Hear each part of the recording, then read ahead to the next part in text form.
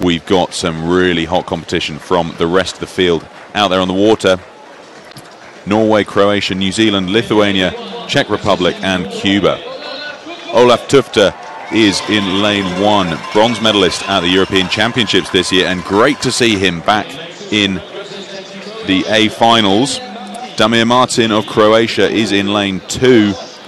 He is reigning European champion, winning this year. There's Mahe Drysdale, holder of the world best time, silver medalist at the World Championships in Amsterdam last year. He's in lane 3 representing New Zealand. Mindaugas Griškonis of Lithuania is in lane 4. He missed out on a medal at the World Championships last year, but he is looking so strong and powerful at the World Championships here this week. Lane 5 representing Czech Republic is Ondřej Synek, world champion from last year, world champion the year before, and looking to make a hat-trick of it in the 2015 World Championships this week. And then completing the field, representing Cuba, is Angel Fournier Rodriguez over in lane 6. Bronze medalist in Amsterdam last year, silver medalist in Korea in 2013. They come forward to front stops.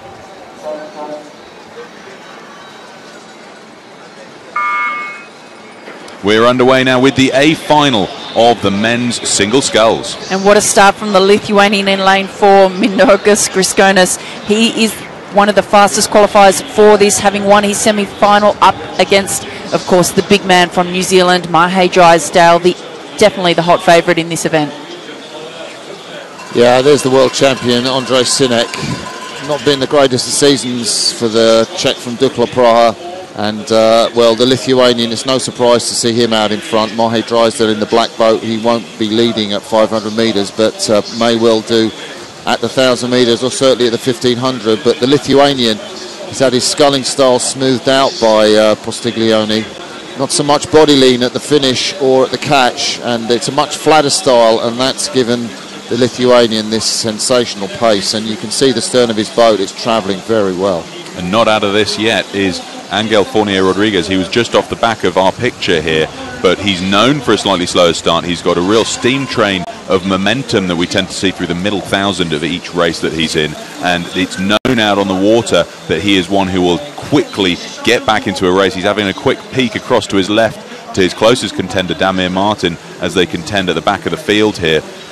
But what a strong and powerful sculling position that Fournier Rodriguez holds there for Cuba. And Martin, you had a chat to Damir Martin this morning. How was he feeling ahead of this racing? Yeah, Damir was pretty confident actually. He said his main aim was to qualify for the Olympics, so that meant finishing 9th in the B final. He said anything else is a bonus, and he knows really. I mean, I was talking to him last year at the Amsterdam World Championships. He was there just recovering from a back injury.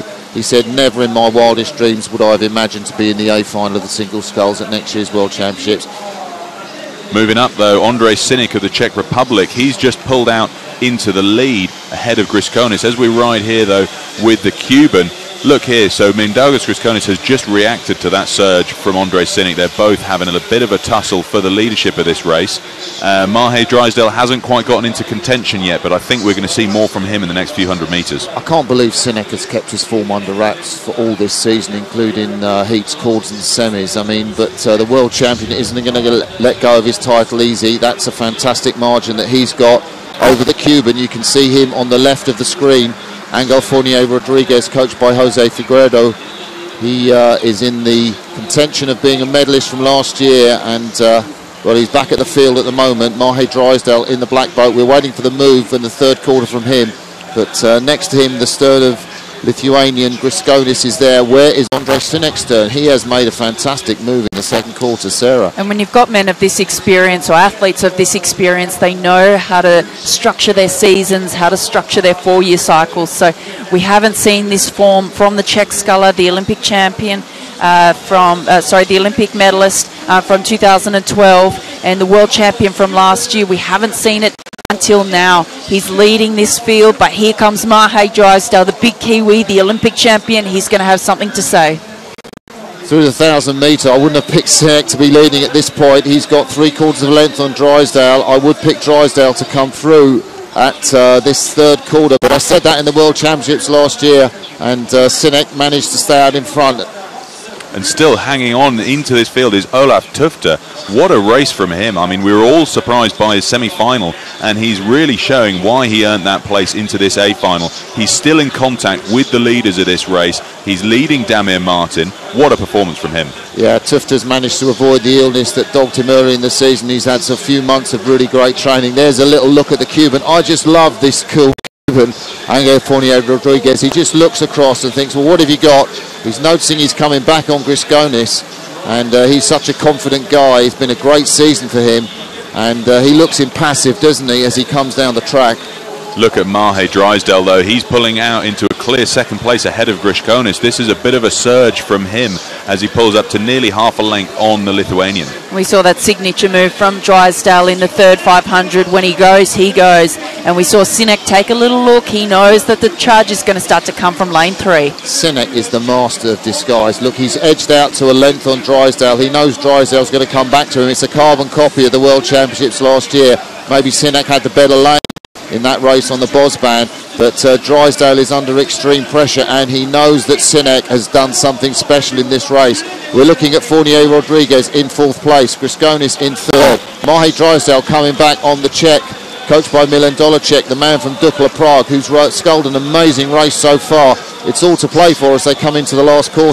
Yeah, so passing the 1500, Sinek out in front, but he is under serious pressure from Drysdale, only half a length in it now. I think Sinek thought that second 500 where he got himself the lead he'd be able to hold on to for a bit longer, but Drysdale is moving up on him fast. And here comes Drysdale. You can see why he's the world best time holder, why he's the Olympic champion. He's just so strong, so long. He's motor through the Czech now. His wife Juliet here looking on, I'm sure, through her fingers at this point as he's starting to edge towards the lead. Yeah, Juliet here, and of course their baby's been looked after by Mahe's parents. They too will be looking on, but that New Zealand summer racing back in the European winter done him so good against Robbie Manson and Hamish Bond, but Sinek is still out in front. These are the 3 contending for the medals now. The Cuban, Fournier Rodriguez, looks like he's lost contact with them as those 3 really start to surge ahead. Damir Martin and Olaf Tufte also too much clear water to make up with 300 metres to go. Peter, how many times have we seen this race? That's the first look. Drysdale, he looked across at Sinek and said, this is reprise, it's 2014 World Championships all over again, but I'm not going to let you in. Sinek looks across, head to head. This is a fantastic spectacle for the sport of row. This is what it's all about. Sinek goes again. The Czech goes up to 37 strokes a minute. The Kiwi struggling to match it. He's at 35. If he can get another couple of points, he might be in. But here goes Sinek. He's going again. This is going to come down to the wire, ladies and gentlemen. These 2 absolutely nip and tuck, neck and neck, coming up towards the line. Bow ball for bow ball is the term we're supposed to use. But look at this. These 2, there's nothing to choose as they come up to 40 metres remaining. The Lithuanian dropping back. He's not going to take silver or gold because that is definitely going to Drysdale or Sinek. 20 metres to go. And it's not over yet for the Czech. I think the Czech's got the move. This is a sensational result for the Czech Republic. They take the goal from the favourite, Mahe Drysdale. Sinek has kept his form under wraps the whole season, and that is an amazing result for Czech rowing. Sensational as we watch Tufte finish in 4th place. A great result for him, but hats off. It was 2014 all over again. I thought that Sinek won because he had the best lane. He proved that wasn't the case. The world champion of 2014 has taken the title again in 2015. The man from Dukla Praha held off the challenger Mahe Drysdale. He takes the silver medal again.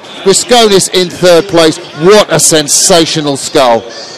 Incredible stuff from Andrei Sinek, their 3rd time world champion. He was world champion in Korea, world champion in Amsterdam, and for the hat-trick he does it again here today in France ahead of Mahe Drysdale, about a foot in it. We've got the times through. Andrei Sinek wins that in 6:54.76, just ahead of Mahe Drysdale by 34 hundredths of a second to cross the line there. So Mahe is the silver medalist and Mindaugas Grisconis takes the bronze medal. And you can see, if you want to know what a great sport rowing is, then really this race is the signature. Nobody would have put Andrei Sinek at the start of this race as favourite. Probably a medal, but he's had injury to cope with this season. he's not been in the best of form, but just the shots where the two scullers looked across, Mahe looked across at Andre, put his head down. There you see Andre looking across, what have you got? And it looked for a moment that Drysdale was going to come through, but the determination of the man from Prague just saw him through. You could tell for a minute there he didn't quite know whether he'd done it. He had to look to the bank for reassurance that he had held off Mahe to the line. He did. Fist pump in the air. What utter delight from the man from the Czech Republic, Ondřej Synek, third-time world champion on the trot, 6:54.76.